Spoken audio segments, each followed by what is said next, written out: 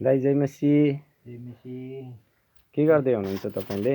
यो Easter Sunday अब इस्टरको लागि हजुर गुड फ्राइडे इस्टर सन्डेको लागि किताबहरू यस्तो ल्याएको छु। अब सबै मण्डलीहरूमा यो किताबहरू चाहिँ पुर्याउने हजुर र यीशु क्रिस्टको मृत्यु कसरी भयो र उहाँ हाम्रो पापको निम्ति मर्नुभयो भनेर यसको बारेमा चाहिँ अरूलाई पनि जानकारी दिनको लागि यी सबै किताबहरू सबै ठाउँमा पुर्याउने र उहाँ चाहिँ तेस्रो दिनमा फेरि मरेको हुनु भएन, तर तेस्रो दिनमा चाहिँ उहाँ बौरी उठ्नुभयो र उहाँले चाहिँ यो सुसमाचार चाहिँ सबैलाई सुनाइदेऊ भनेर चाहिँ भन्नुभएको छ।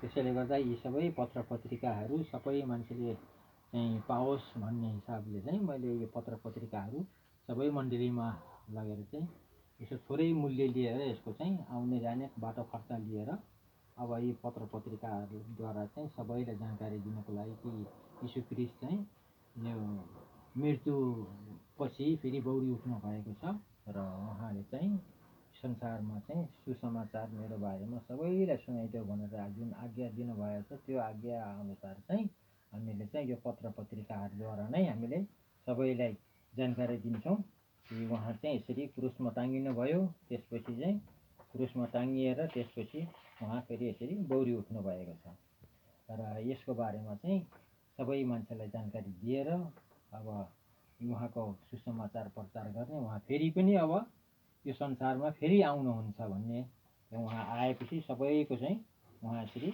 न्याय गर्नुहुन्छ। अब त्यो न्यायमा नपर्नको लागि चाहिँ न्यायमा राम्रो उसको नतिजा आउनको लागि चाहिँ हामीले अहिलेदेखि नै सुसमाचार सुनाउनु पर्छ।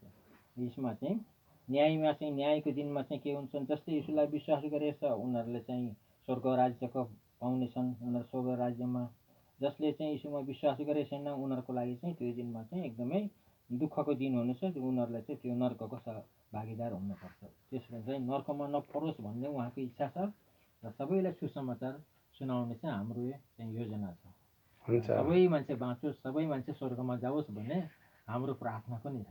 हुन्छ दाइ, हजुरको निम्ति हामी प्रार्थना गर्नेछौँ। हुन्छ त, जय मसी।